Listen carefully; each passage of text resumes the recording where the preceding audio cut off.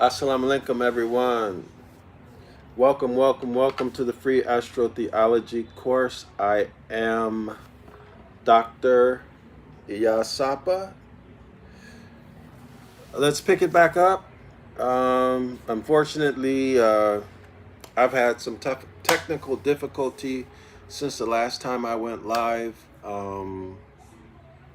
I've did some experimenting with some other apps and with live streaming from Rumble.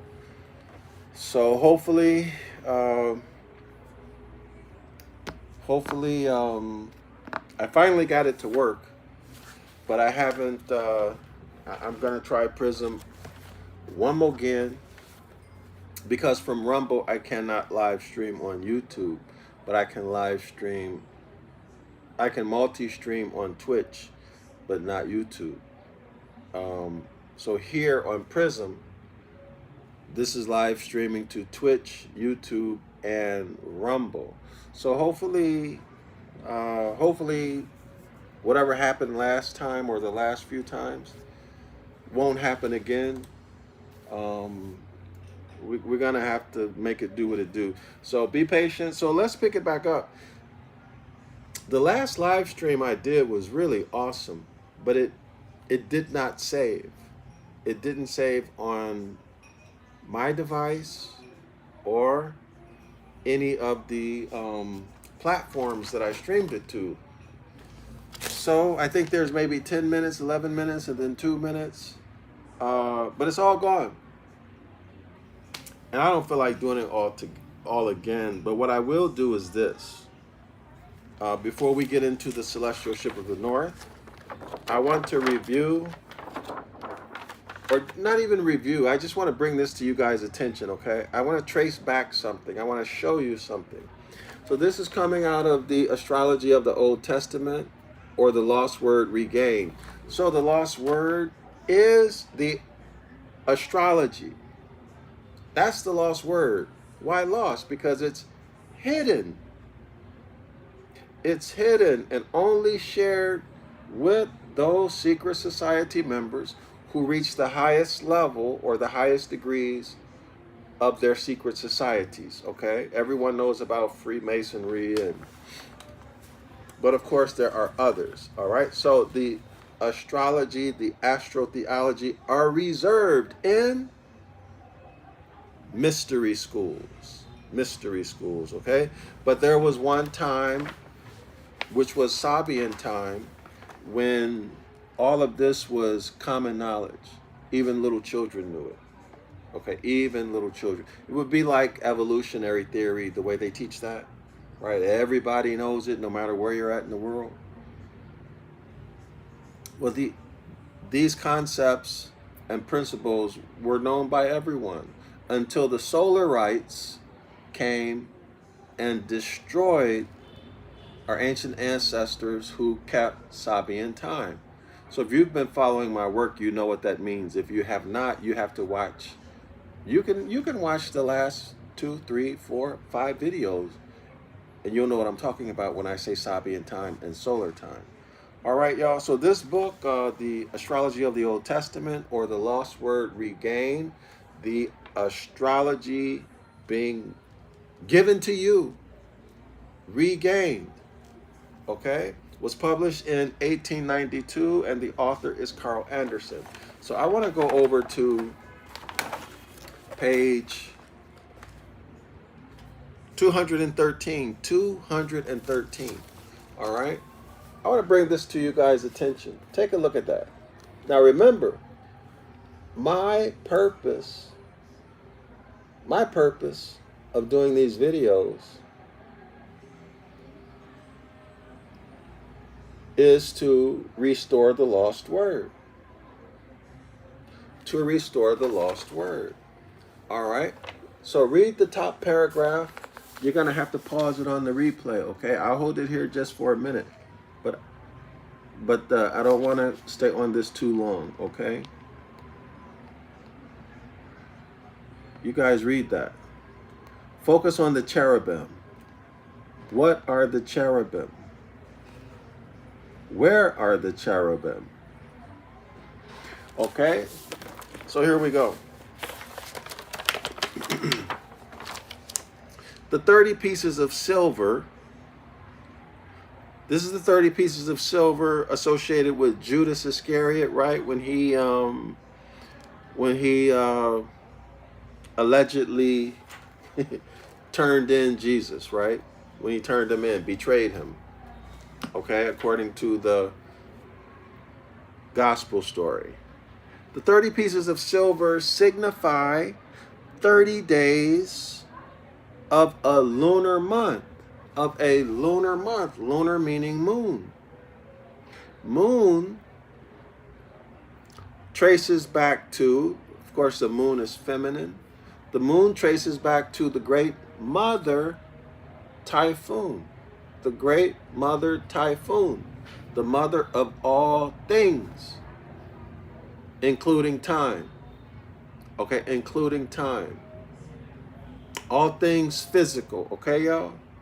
Including the sun, right? Sunlight is physical.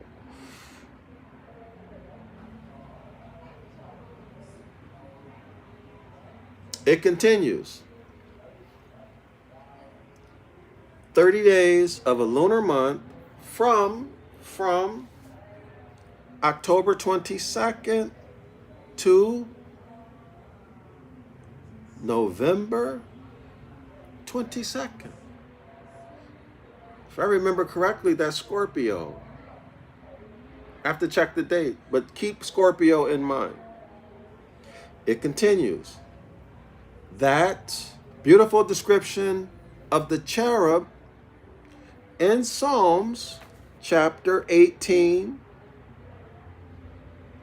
Psalms chapter 18. So 1 plus 8 is 9. Do y'all see that? We went over that before. That's a womb, right? The circle of the 9. The circle of the 9. 9 is the womb, right? Let me show you.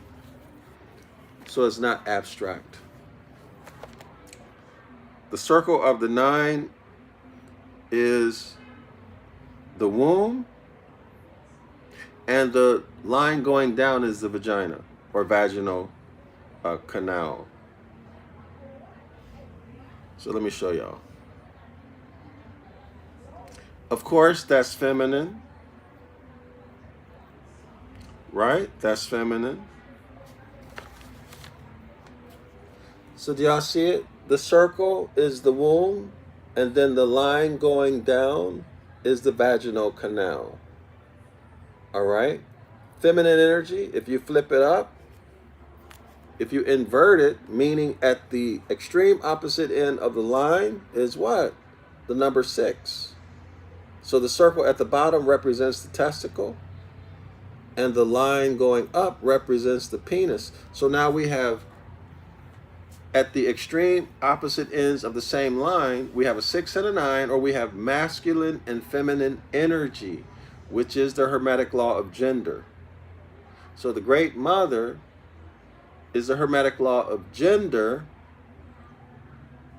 doing feminine things. Okay, doing feminine activities like transforming, growth, development, or birth.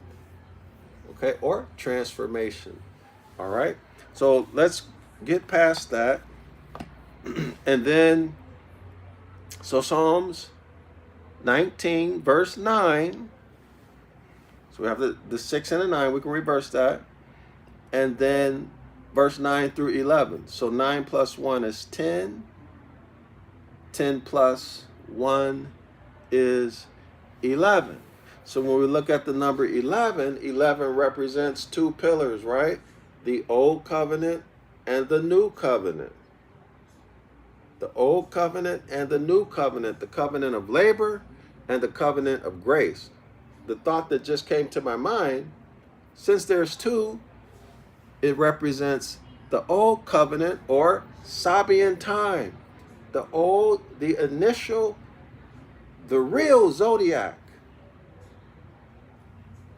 The real Zodiac. Where natural law, do no harm, don't injure anyone, don't cheat, not don't cheat, don't steal, that's the natural law, was in play. Celestial and terrestrial time cycles as a way to reckon time and reality, as a way to understand time and reality.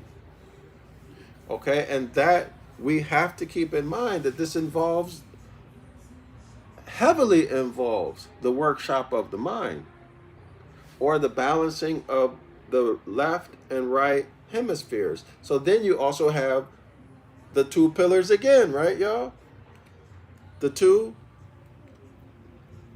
balancing the left and the right hemisphere, so that they're working in perfect harmony with one another. So that's going to put the brain waves at about 10 cycles per second, about 10 brain waves per second, or between 7 to 14 per second. Average it out, maybe 9 or 10.